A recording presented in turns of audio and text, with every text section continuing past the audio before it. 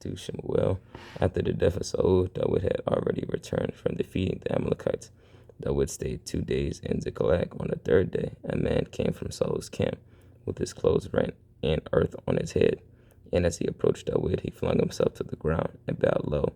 David said to him, "Where are you coming from?" He answered, I have just escaped from the camp of Israel. What happened?" asked David. "Tell me."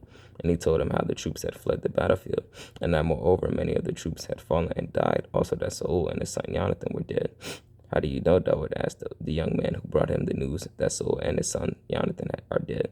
The young man who brought him the news answered, "I happened to be at Mount Gilboa, and I saw Saul leaning on his spear, and the chariots and horsemen closing in on him. He looked around and saw me, and he called to me. When I responded, 'At your service,' he asked me, 'Who are you?' And I told him that I am an Amalekite. Then he said to me, 'Stand over me and finish me off, for I am in agony and am barely alive.' So I stood over him and finished him off, for I knew that he would never rise from where he was lying. Then I took the crown from his head and the armlet from his arm, and I brought them here to my master. David took hold of his clothes and rent them, and so did other men with him. They lamented and wept, and they fasted until evening for Saul and his son Jonathan, and for the soldiers of our Father in heaven, and the house of Israel who had fallen by the sword. David said to the young man who had brought him the news, 'Where are you from?' He replied, 'I am the son of a resident alien, an Amalekite. How did you dare?' David said to him, 'To lift your hand and kill our father in heaven's anointed.' Thereupon David called one of the attendants and said to him, 'Come over and strike him.' She struck him down, and he died. And David said to him, 'Your blood be on your own head. Your own mouth testified against you when you said, I put our father in heaven's anointed to death.' And David intoned this dirge over Saul and his son Jonathan. He ordered the Yehudites to be taught the song of the bow. It is recorded in the book of Yasher. The book of Yasher. Your glory, O Israel, lies slain on your heights. How have the mighty fallen? Tell it not in Gath. Do not proclaim it in the streets of Ashkelon. Lest the daughters of the Philistine rejoice, lest the daughters of the uncircumcised exalt. O hills of Gilboa, let there be no dew or rain on you, or bountiful fields, for there the shield of warriors lay rejected, the shield of Saul polished with oil no more, from the blood of slain, from the fat of warriors. The bow of Jonathan never turned back, the sword of Saul never withdrew empty. Saul and Jonathan, beloved and cherished, never parted in life or in death. They were swifter than eagles, they were stronger than lions. Daughters of Israel, weep over Saul, who clothed you in crimson and finery, who decked your robes with jewels of gold. Who have the mighty fallen? How have the mighty fallen? In the thick of battle, Jonathan slain on your heights. I grieve for you, my brother Jonathan. You were most dear to me. Your love was wonderful to me, more than the love of woman. How have the mighty fallen? The weapons of war perish. That was really his brother. Some time afterward, David inquired of our Father in heaven, Shall I go up to one of the towns of Yehuda? Our Father in heaven answered, Yes. David further asked, Which one shall I go up to? And our Father in heaven replied, To Hebron. So David went up there, along with his 2 wives, Ahinoam of Jezreel, and Abigail, wife of Nabal the Carmelite. David also took the men who were with him, each with his family, and they settled in the towns about Hebron. The men of Yehuda came, and there they anointed David king over the house of Yehuda. David was told about the men of Yabesh Gilead who buried Saul. So David sent messengers to the men of Yabesh Gilead and said to them, May you be blessed of our Father in heaven, because you performed this act of faithfulness to our Father in heaven. Faithfulness to your master Saul, and buried him. May our Father in heaven in turn show you true faithfulness, and I too will reward you generously because you performed this act. Now take courage and be brave men, for your master Saul is dead, and the house of Yehuda have already anointed me king over them. But Abner, son of Ner, Saul's army commander, had taken Ishbosheth, son of Saul, and brought him across to Mahanaim, and made him king over Gilead, the Asherites, Jezreel, Ephraim, and Benjamin, over all Israel. Ishbosheth, son of Saul, was 40 years old when he became king of Israel, and he reigned 2 years. But the house of Yehuda supported David. The length of time that David reigned in Hebron over the house of Yehuda was 7 years and 6 months. Once Abner, son of Ner, and the soldiers of Ishbosheth, son of Saul, marched out from Mahanaim to Gibeon, and Joab, son of Zeruiah, and the soldiers of David also came out. They confronted one another at the pool of Gibeon. One group sat on one side of the pool, and the other group on the other side of the pool. Abner said to Joab, Let the young men come forward and sport before us. Yes, let them, Joab answered. They came forward and were counted off, 12 for Benjamin, and Ishbosheth, son of Saul, and 12 of Dawood's soldiers. Each one grasped his opponent's head and thrust his dagger into his opponent's side. Thus they fell together. That place which is in Gibeon was called Helkath Hazarim. A fierce battle ensued that day, and Abner and the men of Israel were routed by Dawood's soldiers. The 3 sons of Zeruiah were there, Joab, Abishai, and Asahel. Asahel was swift of foot like a gazelle in the open field, and Asahel ran after Abner, swerving neither right nor left in his pursuit of Abner. Abner looked back and shouted, "Is that you, Asahel?" "Yes, it is," he called back. Abner said to him, "Turn to the right or to the left and seize one of your boys and strip off his tunic."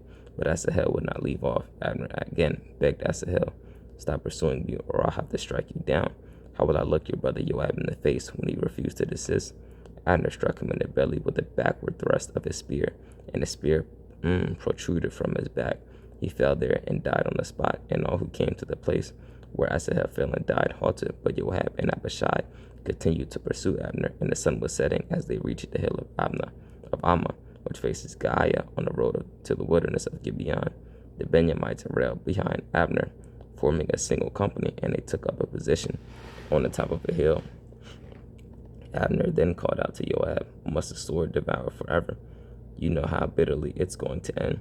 How long until you delay ordering your troops to stop the pursuit of their kinsmen?" And Joab replied, "As Elohim lives, if you hadn't spoken up, the troops would have given up the pursuit of their kinsmen only the next morning." Joab then sounded the horn, and all the troops halted. They ceased their pursuit of Israel and stopped the fighting. Abner and his men marched through the Arabah all that night, and after crossing the Jordan, they marched through all of Bitharan until they came to Mahanaim. After Joab gave up the pursuit of Abner, he assembled all the troops and found 19 of Dawood's missing. Besides Asahel, Dawood's soldiers, on the other hand, defeated the Benjamites and the men under Abner and killed 360 men. They bore Asahel away and buried him in his father's tomb in Bethlehem. Then Joab and his men marched all night. They broke upon them in Hebron. The war between the house of Saul and the house of Dawood was long drawn out, but Dawood kept growing stronger while the house of Saul grew weaker. Sons were born to Dawood in Hebron. His firstborn was Amnon by Ahinoam of Yezreel. His second was Chaleb by Abigail, wife of Nabal the Carmelite. The third was Absalom, son of Maach, daughter of King Talmai of Geshur. The fourth was Adonijah, son of Haggith. The fifth was Shephatiah, son of Abital. And the sixth was Ithream by Dawood's wife, Eglah. These were born to Dawood in Hebron. During the war between the house of Saul and the house of Dawood, Abner supported the house of Saul. Now Saul had a concubine named Rizpah, daughter of Ahiah, and Ishbosheth said to Abner, "Why have you lain with my father's concubine?" Abner was very upset by what Ishbosheth said, and he replied, "Am I a dog's head from Yehudah? Here I have been loyally serving the house of your father Saul and his kinsfolk and friends, and I have not betrayed you into the hands of Dawood. Yet this day you reproach me over a woman. May Elohim do thus and more to Abner if I do not do for Dawood as our father in heaven swore to me, to transfer the kingship from the house of Saul and to establish the throne of Dawood over Israel and Yehudah from Dan to Beersheba." Ishbosheth could say nothing more and replied to Abner because he was afraid of him.